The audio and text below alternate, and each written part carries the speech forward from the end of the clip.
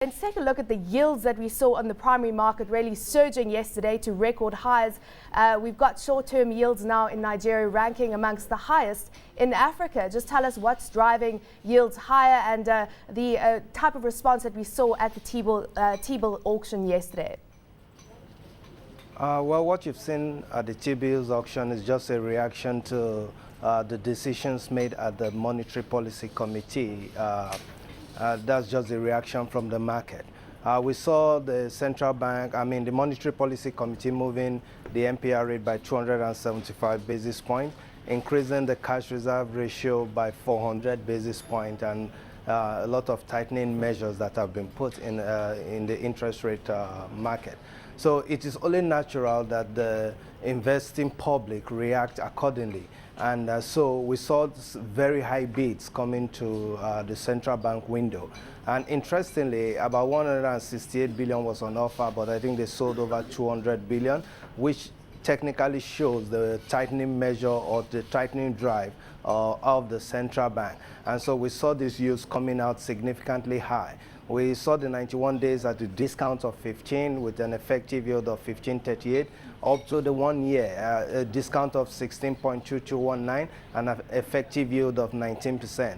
I agree with you, this actually ranks among the highest in Africa, except DRC and some few other countries. Yeah. But in terms of, and it shows that we are in a real return territory right now. At least this inflation rate is about 9.3%.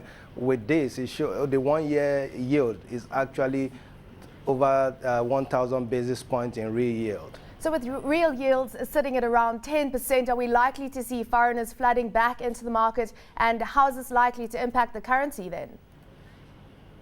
Well, interestingly, we would have said the market is now attractive for the offshore investors. But this morning, a circular just came out that says all FX transactions from offshore, if they sell to the interbank market, they have to source it off the interbank market. That is going to put a lot of pressure on the interbank market. If you ask me, that's some form of capital control, and it invariably means they have to think twice before coming in at this moment, because with central bank removing some eligibility from the WDAS window and putting it on the interbank front, what it principally tells the market is we're going to see some depreciation on the interbank market again. Very quickly, we've got an inverted yield curve at this point in time. For the first time in Nigeria's history, we've got short-term rates surging in a developed world economy. That means that we could see a turning in the business cycle, expectations of inflation actually coming down and interest rates coming down. But that couldn't be the case in Nigeria, with expectations of inflation to go higher and many saying that we could see more hikes in the MPR rate. What do you make of the inverted yield curve and what it's saying? Well, it is only expected that we'll see an inverted yield curve at this point in time.